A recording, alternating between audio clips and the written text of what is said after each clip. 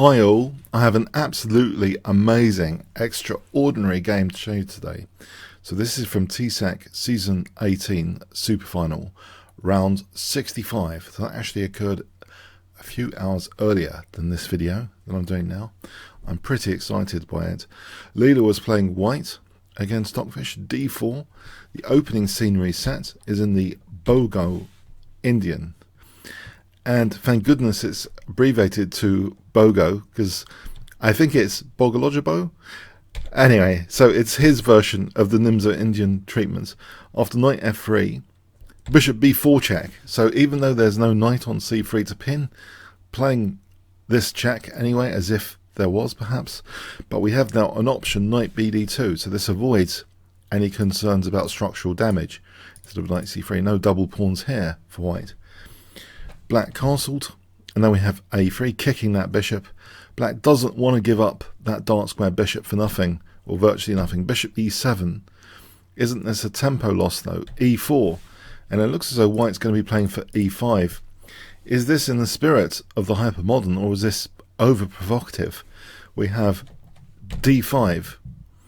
When I say in the spirit of the hypermodern openings, where you're trying to influence the centre with pieces later or undermine the opponent's centre, is this far too provocative? We have e5, which now drives away the knight from the sensitive, potentially sensitive h7 square for a start. So knight fd7. Bishop d3 looking already quite menacing at h7. c5, black reacts quite casually, hitting the centre. h4, and this is the end of the book. It's almost as if there's a potential Greek gift sacrifice here with bishop takes h7 to be aware of. So in fact, Stockfish here, the first thing it does is to play g6, safeguarding that h7 pawn from such a bishop sacrifice. Now here, Leela castles. In this position, h5 has been seen before, believe it or not. This very, very aggressive move here has been seen before in a very high level game, Giri against Neudisch, one of the top German GMs, so the top Netherlands GM against the top German, in Weekend Z 2014. And that game went like this, with Giri giving up that light square bishop. You might think that's a big concession, but he actually got a really good position here, and still quite dangerous h-file, and g4, very, very aggressive on the h-file, and actually gets quite a significant advantage from this very, very dynamic treatment. And the advantage persisted here. Very dangerous pieces, and black was in a kind of mating net here and had to resign here, so the mating net. So yeah, that was Giri against Neudisch with the immediate h5. Very interesting. But here Leela plays an interesting castling move. Instead, offering, you can see it's offering h4, so there might still be an h-file attack later. We have knight c6. If bishop takes h4 here, let's have a look at this concretely. Why is it bad? Well, c takes, e takes, now means we've got the mobile pawn here, and after knight takes, queen takes, we can play knight f3, protecting d4, hitting the queen. And black without the dark squares seems a bit weak on the dark squares here. Bishop e2 might just be the casual move white needs. And for example, this sort of situation with e6 and knight takes, this is very, very unpleasant. For example, like this, winning material. Otherwise, there's other stuff going on which is also unpleasant, like queen takes d5 potentially as well. So it's breaking through and winning material there. So that has to be avoided. Black cannot afford bishop takes h4, it seems here. It seems very, very dangerous to do that. So we have knight c6, but now it's as if Leela takes her focus away from the ball with knight b3. So doesn't this make it very different for bishop takes h4 or not? Very deep. In this position here, it's actually been seen before, this position. There is a game, a high-level game, d takes c4. That was in the game Ding Liren against Sarek in Batsumi 2018. And yeah, very, very interesting game there. And so it's not a non-existent, you know, we're still in kind of some sort of territory after d takes c4. And then also c takes d4 is interesting as well. That's been seen in another high-level game. Gajelski against Elzens in Fagrin's 2014.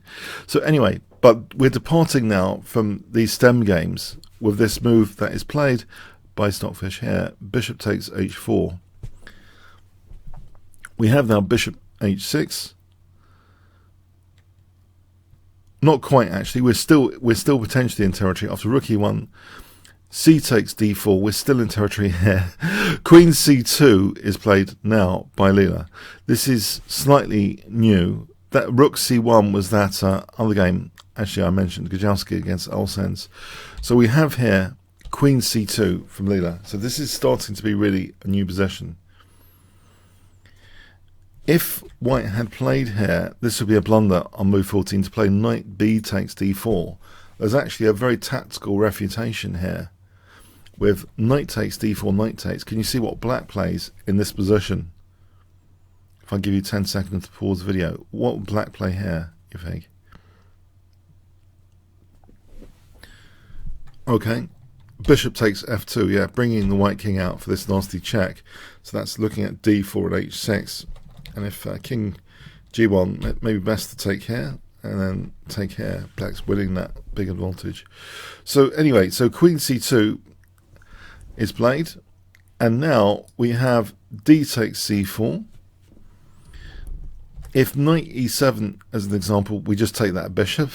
That will be a blunder. If bishop e7, retracting the bishop, c takes, e takes. The problem is e6 here, liberating white and weakening that pawn chain around the king. So bang, bishop takes g6 would be really strong. For example, like this is really nasty. This gets all really nasty for black. The tactical possibilities are very strong for white there. If we look at this position again, if h takes was taken, you know, queen takes, and now queen g7. So we have d takes c4, bishop takes, knight b6, rook a d1, and now bishop d7 is played. If knight takes c4 here, queen takes. This is actually really strong. That bishop is still hemmed in. d4 is going to drop. The dark squares are a bit vulnerable. So say bishop e7, knight b takes d4. This situation is fairly nice for white. You can see actually white's building up strong attacking pressure on the dark squares, and that wins material outright. But what is black doing here? Yeah, it's a very, very tricky position indeed. So, okay. So we have, let's go back to the game here. So bishop d7. Now knight c5 is played. Rook c8. b4. Knight takes c4. Queen takes. And now bishop e7.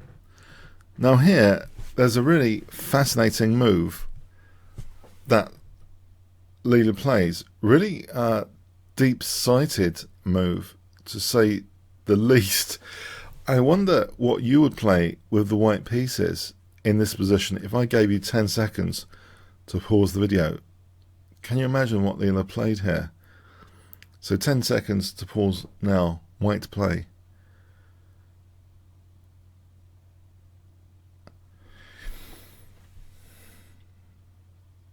And I should mention Walt Disney had this scene where there were weakened squares around someone's king, and they were capitalized on in a Walt Disney film, The Queen of Katwe.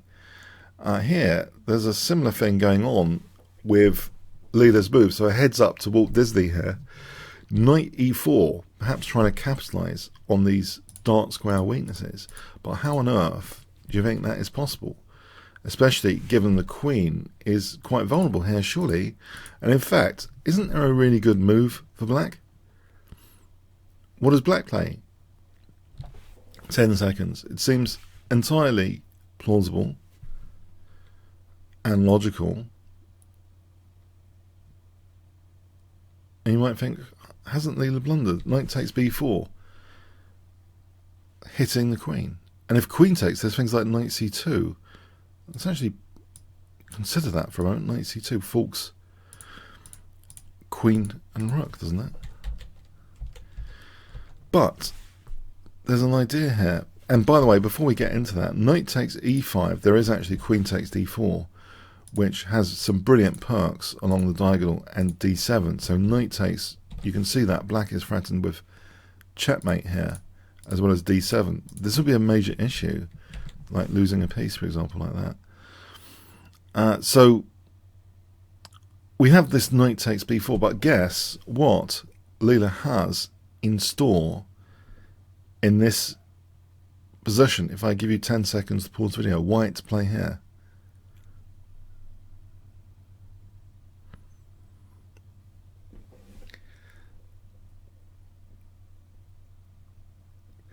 This is what I love about chess. Sometimes you can learn a new thing, even if you've been playing for years and years and years, and you can see a new wonderful thing, especially with these entities. White played a queen sack, queen takes b4, so really trying to capitalize actually on the dark squares by taking out calmly, just coldly like an assassin, just taking out the dark square guardian. The dark square guardian, once you remove the fianchetto bishop, as I was just saying the other day to a student, once you remove the fianchetto bishop, the whole colour complex is weakened significantly. You can imagine all the dark squares have been weakened. There's been a change in the force, a ripple effect in the force. The dark squares are now all weakened. Especially f6 seems immediately exploitable. But first, white just calmly just recaptures there. A takes. Wow. What is this? This is a queen sack for just, isn't it just 2 pieces? Just awesome. Absolutely awesome to think this has something going in for white. Clearly, Leela has been watching the Queen of Katwe and thought, yeah, I'm going to capitalize on dark square weaknesses here. But also there's another thing going on here. If you look at this, this bishop's still awkward. This d-file is potentially, there's a nasty pin, as well as this knight f6. Stockfish reacts with f5 here. If bishop b5, then knight f6 check. And if here rook takes d4, and if queen c7, knight g5. This position is rather interesting after rook h4. All of these pieces seem to be having a fantastic time. Actually, if you look visually, they're all on dark squares, and they're having a fantastic time with these other dark squares. In fact, the entire colour complex has been taken over with attacking pieces, as attacking on the dark squares, in fact, nearly. If rook d2, then bang, knight takes h7, and white's starting to shred its way on the h-file.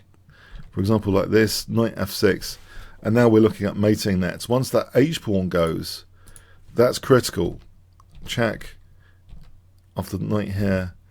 This is just a mating attack, which can be played quite calmly. f5 blunting the use of h7 there, the defense of h7. So this is just mating, essentially. Yeah, it's quite vicious.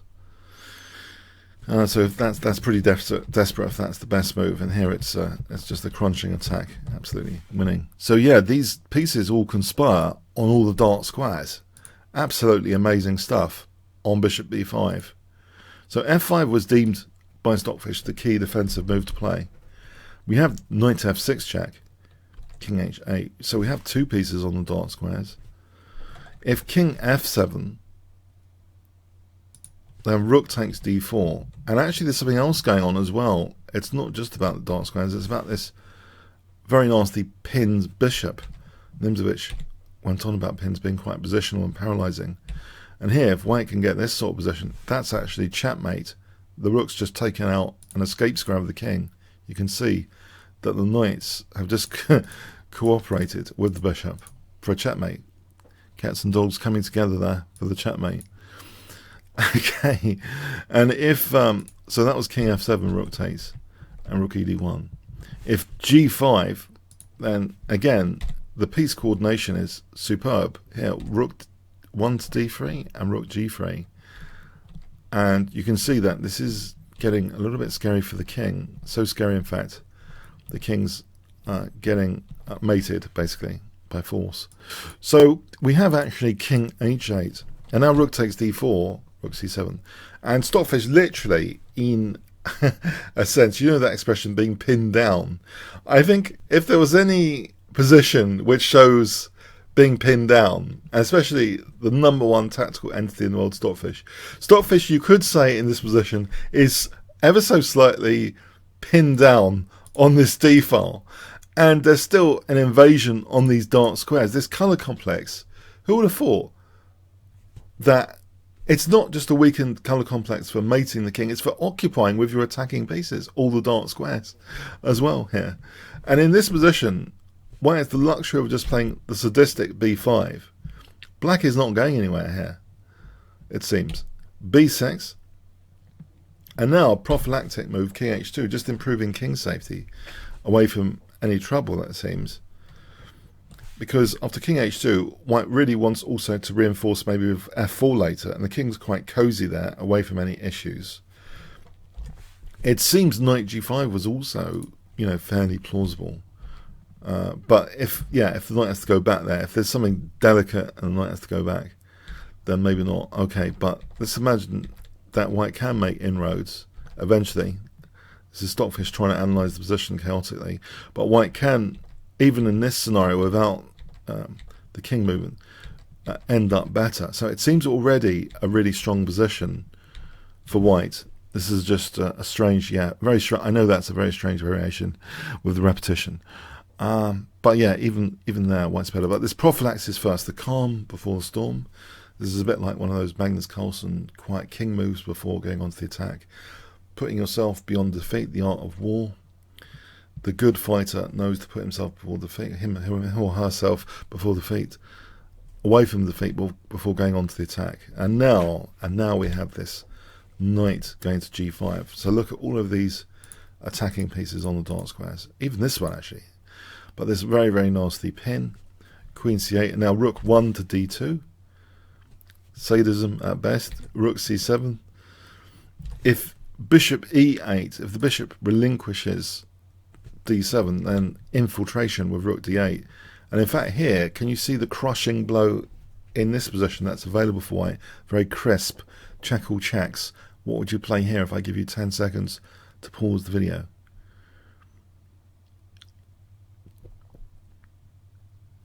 Okay, the most crushing is knight f7. Look, the king hasn't got any squares, so that bishop spin. So this is forced, and then that's going to be checkmate. Also, for the record, though, knight takes e8 is also, even when if the king has to go to h3, it's an inconvenience, but actually, then it's desperate. You know, there's no defense here apart from this, and then it's absolutely Okay, so but so rook c7, rook d6. Rook b7, rook 2 to d4, rook c7, rook d1, rook b7. So this is shuffling, enjoying the pinned d7 bishop. You could call it sadistic high-level shuffling. S-H-L-S. Sadistic high-level shuffling here. Rook 6 to d4, rook c7. And now f4, another prophylaxis move. So the king is now on this diagonal where it's kind of, there's roadblocks on the diagonal. So it's in a blocked-in road. The king's pretty safe, feeling pretty safe here. If knight takes e6, actually in this position, rook takes e6. Things are not that rosy here after rook c7. Say rook d5, rook h4 check, and all of a sudden it's crumbling. So yeah, actually setting up this roadblock is not just about the diagonal, as I mentioned, but also, you know, sometimes about easy access along this road, you know, so it's blocking some routes, it's closing some connections to the king on h2 when f4 is played. These variations just are going to be slowed down with this pawn blocking this connection here, as well as here potentially. So we have rook b7. If bishop e8 here, just to show that relinquishing of things, rook d8 is going to be crushing here, knight takes. And here, rook 1 to d7 is the most crushing way, believe it or not. Yeah, I should have tested you on that. It's brilliant. It's brilliant. Let me just show you now. Rook takes h7, rook g7, and these guys do the business like this. Beautiful stuff. So rook b7 is played. So Stockfish is totally pinned down, and it's here that Leela has optimized things and is ready. What does Leela play in this position? If I give you 10 seconds to pause the video, starting from now.